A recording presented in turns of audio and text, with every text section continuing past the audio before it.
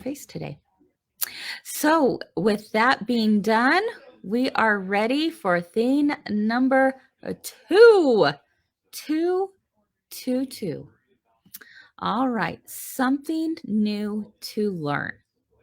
You ready? I have a really fun little gift idea for you.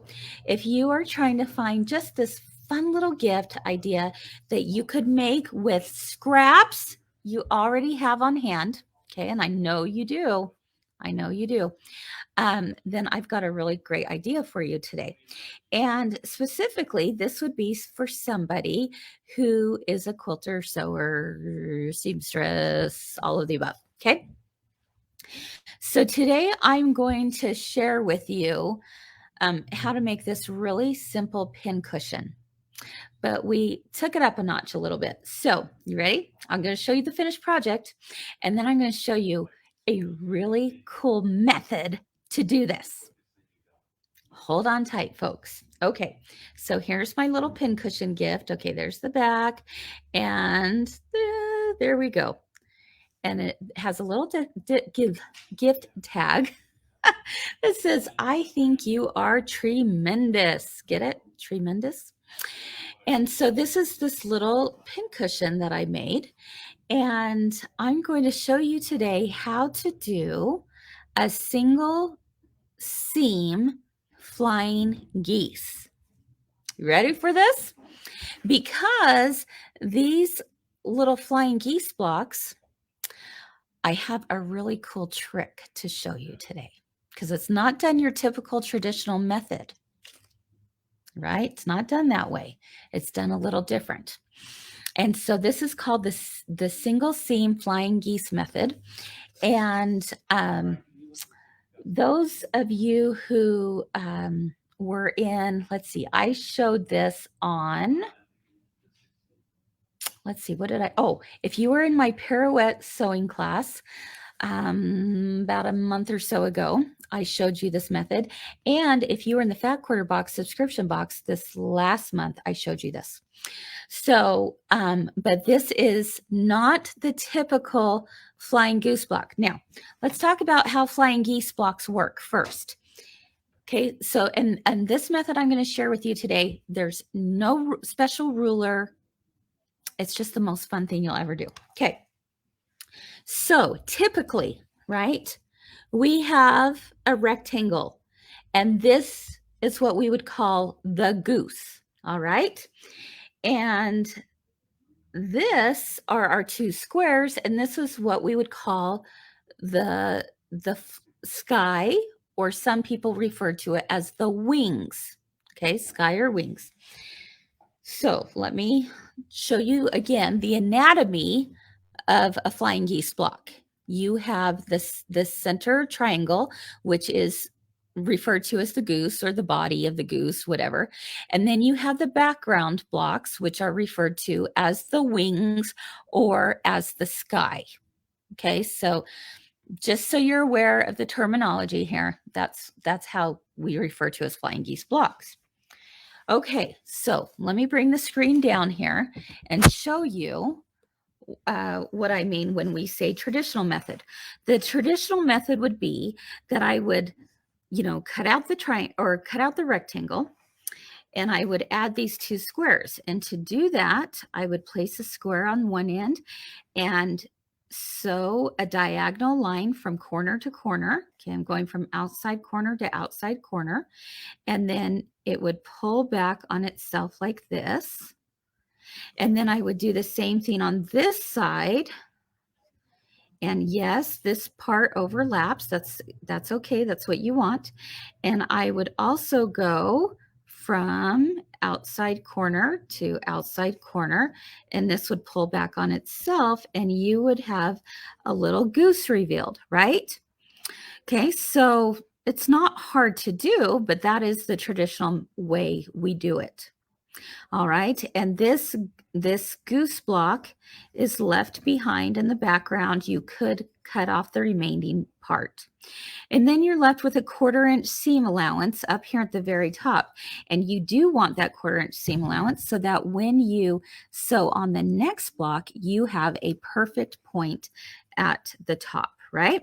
So again, this is your more traditional method of doing a fine geese block. Okay, today I'm going to totally turn things around for you. All right, so I want you to think about doing this a little differently. Now, you may not want to do this method every time there's a flying geese block in a pattern, but you may really end up loving this method because it's magical, because it really truly is one seam. One seam, okay? I know that seems a little strange, but let me show you how this works. First of all, you're going to start out. Now, you can do this with any size, okay? So it doesn't matter.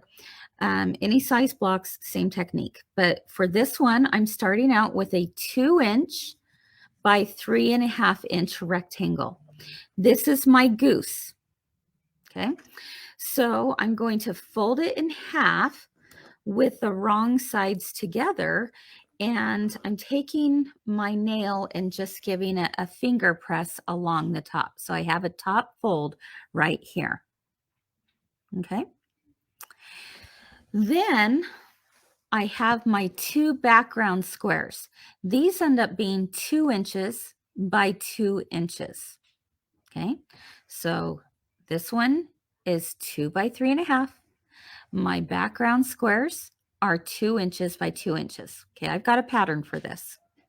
All right, so what I'm going to do now is I'm going to place a background square with the right side facing up. Now, obviously, this is white solid, so it doesn't matter. But if it did matter, because you were using a background that had a definite right and a definite wrong, then just make sure the right side is facing up.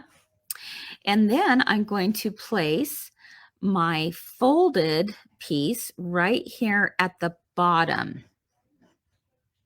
Okay, should I do, I wonder if I should do this upside down. Well, I am kind of doing it upside down, hopefully right side up for you. Okay, so the raw edges are at the bottom right here. And do you notice that the fold is at the top right here? And I'm left with a 1/4 inch here. You do not want it to be the same exact size. Okay, you don't want it to be the same exact size. So the background's 2 by 2. This is 2 by 3.5, and I have folded it in half with wrong sides together. The fold is at the top, towards the top, and you see a 1/4 inch difference right here. Okay, so now I take my second square and I'm going to place it right side down.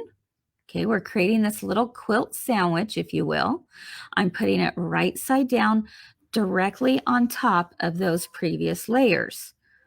Uh-oh, now you don't see you don't see the goose anymore. That's okay. We don't want to see the goose right now.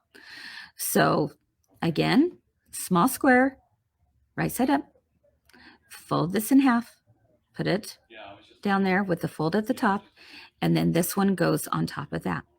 Now, what I'm going to do is I'm going to take it to the sewing machine and sew on one side a 1/4 inch seam allowance, just on one side. This is what's so cool, you guys. Okay, so let me bring you over to the sewing machine. Place this down right here. There we go. And I'm setting my seam allowance to be a 1/4 inch. Okay, bring my foot up. Oh, I need some thread. Whoops. Let me grab some thread. That would be helpful. All right, hold on, just real quick. Good thing this thing is easy to thread. I can do it in 5 seconds or less. There we go. Okay, so with that being done, I have, again, let's see. the layer of my background, my goose, and the layer of my background. Okay, I'm going to sew just along this side only.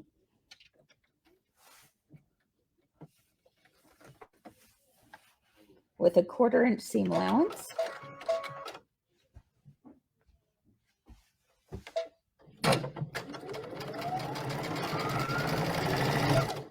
There we go, and cut my threads.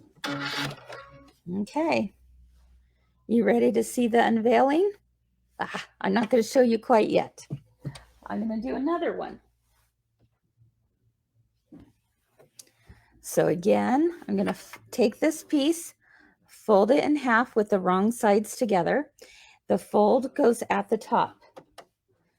Place a square down, place my goose in the middle, and place another square directly on top. And sandwich those together. Again, see the fold, it's at the top. And I'm going to stitch down just this one side seam.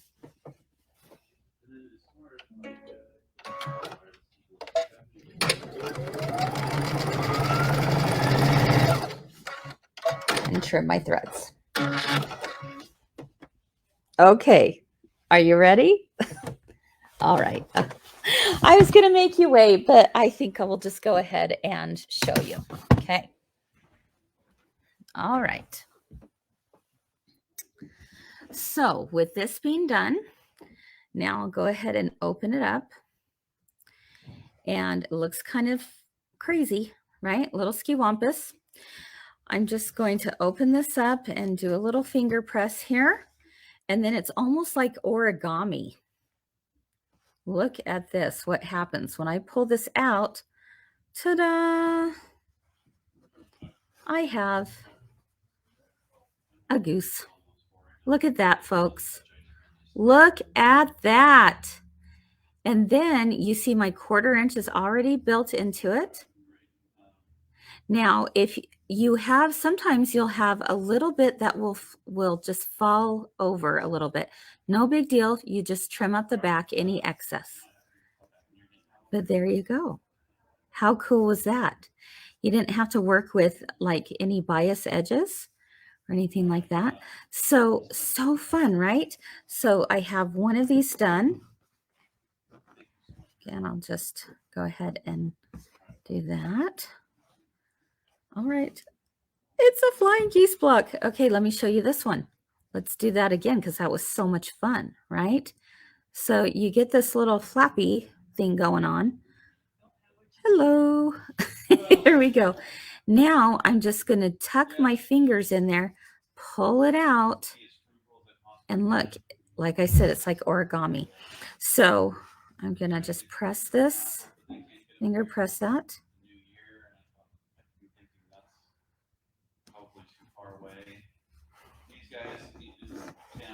Okay, do this.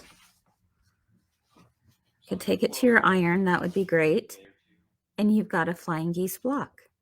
How cool is that? Boom, boom, boom. All right, so that's 2 flying geese blocks. I would simply make a 3rd one. Again, just fold this in half. Okay, wrong sides together. There we go. Place this right here on the bottom. Place the white on top. And just stitch right down here. Okay, you open it up, and this will open up at the same time and then fall into a flying geese block. So really, really fun. So this technique, if you're trying to do something really fast with the flying geese blocks, this is perfect, right? Because it's just so simple and it uses such a small amount of fabric that you could make these and whip them up today. Again, no special ruler needed. And you don't have to draw any lines on here. It's just ready to rock and roll. So all you have to do now is just go ahead and place the next one right sides together and bring it up. Now again, Sometimes the bottom will be a little off kilter. Most of the time it'll be just fine, but if it is, it's okay, because all you do is you turn it over, and whatever green that in this case you have sticking out, this one you don't even, boy, this one you don't have any green sticking out. This one, I have a little green sticking out over here. No big deal. I'm just going to trim it up with some scissors. No big deal. Isn't that fun? So here we go. That's it. That's all there is to it. Is this. So then when you sew all three of those together, you get, let me pull this, well, here we go. You can get a tree. And then what I added was a little trunk, and this is my background, so I added a little background border. Okay. I put a little bit of Kimberbell batting, the project batting behind it, quilted it just on my sewing machine with just straight lines going across. So super simple. I added an envelope closure. I got this, let's see. And so again, you're only, let me grab some scissors here. Hold on. Let me undo my wrapping here. I added an envelope closure and then filled it with stuffing. Now you could sew all the way around it and just leave a little opening at the bottom and then hand stitch that, but that's all there is to it. How fun is that? Jill says they would make darling Christmas tree ornaments. Oh yeah. Yeah, you could totally do that. Anyway, but I decided to make it into a little pincushion, and then to add on to that, you know, you put a few pins in it, wrap it up with some cute little baker's twine, and have a little tag that says, I think you are tremendous. Get it? I think you are tremendous. So fun. So, and attach that, and you have just a cute little gift to give to all your quilting friends. If you want to make it into a pincushion, you could obviously just make it into a little pillow, which would be fun. So anyway, that is it. That's it. That's as easy as it is. Let's see. Sue asked, does the pattern show the measurements for different flying geese? No, it doesn't. But I will, basically the formula is, it's going to be, so if it's 2 inches and 2 inches, with my background, you're just going to go 2 inches by, and then if you were add 2 and 2, it's 4. So it was a 1/2 inch smaller. Okay. So 1/2 inch smaller. Yeah. So if you were doing like a 1 inch background and 1 inch background, that would be 2 inches total, right? And then your flying geese would be 1 inch by 1.5. So play around with it, and it's just, it is a lot of fun. Basically, you need to be a 1/4 inch smaller. When it's folded in half, you're going to be a 1/4 inch from the very top. So just play around with that. What did I do about the open sides of the green triangles? Well, there's a few things you could do. One, I didn't do anything about the open sides. Okay, when I quilted it, you can see I quilted all the way across. So it keeps everything down. You don't have to worry about that. Okay, so that's one. I wonder if I have my, hold on. Let's go into my office and see. I think I might have my fall quilt here. Oh, I do. Let me show you, for those of you who weren't part of the Fat Quarter box this year. I have this fall quilt, okay? And I did the same method in a border that I did. And then all that Lorraine did when she quilted it. Now, if you're going to have something like that quilted, you want to make sure your quilter knows what you did here, okay? This was my pattern I did. Okay, this was for the fall. Okay, so this was 9 patch units, and then put it on like that. But you can see right here is where I did the same method in the border. And all Lorraine did was that she it was almost like stitching in the ditch. She just stitched all those down for me, which was great. But you wouldn't have to. You could totally, absolutely leave those open. In fact, what you could do, let's take a look at this. If you wanted to, it could also be almost like what you would do with a cathedral window block. If you think about it, you've got some bias edges now here. In fact, let me bring my computer down a little bit. Okay, so you've got some bias edges here. So you know what that means? It means it's going to curve if you want it to. So you could totally stitch these down if you wanted to. You could leave them open if you wanted to and just quilt around them. Or you could even do it as like a flying geese block that was curved. So it might be a little hard to see here, but let me see what I can do. If I pull this side down, look what happens. I get a curved flying geese block. And then you could just stitch that down on top. All right, and then I would do it on that side, and I could do the same thing on this side. Again, just pulling it down. You still get your point at the top, but this edge also comes down. And now I have a curved flying geese block. Does that make sense? I know I maybe should show it at the machine, but there we go. So you can get a curved block. So you could have a lot of fun with this. You could try lots of different ways of doing this and come up with all sorts of creative ideas, right? So again, you would just top stitch that curved edge down. So you don't have to stitch it down, or it can get caught in the stitching as I did here. I just did a straight stitch all the way down just on my sewing machine, and then it just caught it in that way.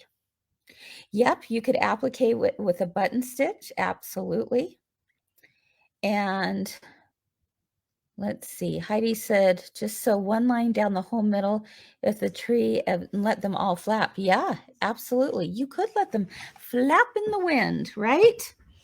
So you absolutely could do that as well. So lots of different ways to go about this. Oh, thanks, Marion. Let me just kind of scroll through here. Did I sew the angles down? Oh, we just talked about that. Cute idea. Cute to add decorations as a mini pillow. Yes, I love that. Carolyn says cute bowl filler. Okay, so hopefully that helped explain, Donna, on what different size. So you have the two backgrounds, what those add up together. You just do a 1/2 inch less, you'll be good to go. No, Marilyn, it doesn't matter which side you sew, either one. Okay, yep, it is open at the bias edges of the goose. Yep. Let's see. Jen says she loves it and you haven't actually used any extra fabric that you wouldn't normally. Exactly. It's like, normally with the flying geese block, this is on the back and these are on the front. This is just like opposite, right? So this becomes now on the front, this comes on the back. And just think about it. If you were like doing a whole bunch of these, oh my goodness, they're just so fast and easy to do. And you just folded it in middle and went sewing away. Okay. Cute, Marianne. That would be fun. She said you could add a little stuffing to give it a 3D effect for the trees. Yeah, you could. Oh my goodness, that might be fun.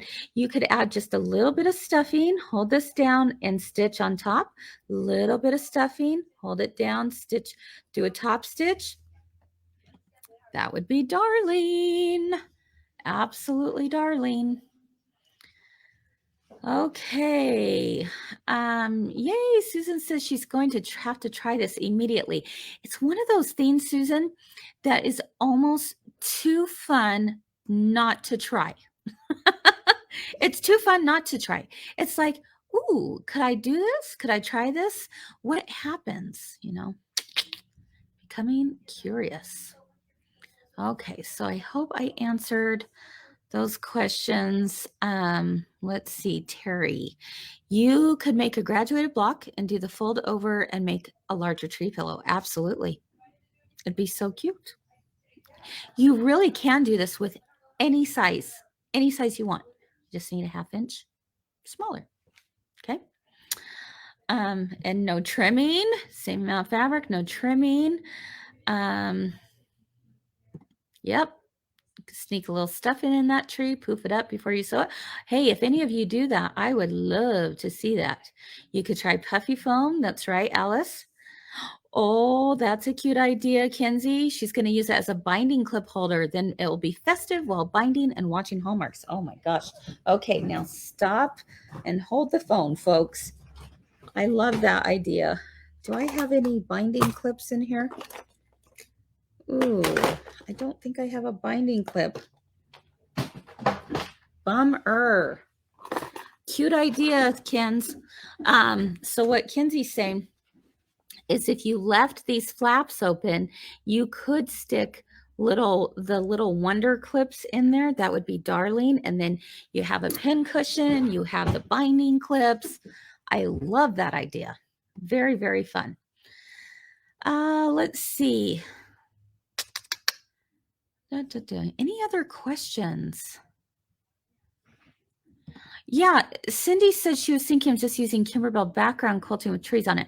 Yes, you could do that. The only thing you'd want to be very careful of, Cindy, is that if you had these stitched down, if your foot was high enough that it didn't get caught on when you're coming up by the edge of the tree, that would absolutely work and it would be adorable. So as long, or you could tape it down and with the Kimberbell paper tape and then pull it up afterwards. That would be really fun. So Christina said a mug rug, or she could make larger geese, use it as a gift card holder. Great idea. Oh my gosh, you guys, I love this. You've got to do this and show me what you end up making. Be really fun. Binder clip holder, extra bobbin holder, Debbie is saying. Love that. Okay, so that is today's theme number 2. I hope you learned something new and it's worth giving a try, because all of these things we know as quilters, everything is just too much fun not to try, right? So with that being